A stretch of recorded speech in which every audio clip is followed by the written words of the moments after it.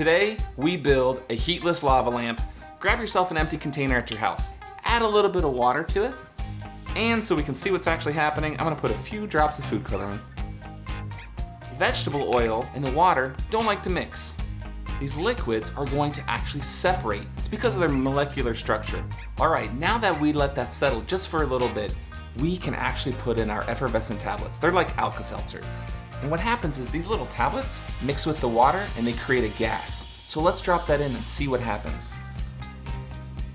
The gas is actually pulling the green water up with it, and then you see the bubbles. When the gas is released, the water comes back down and says, whoop, I don't want to mix with oil. Until next time, keep learning full steam ahead.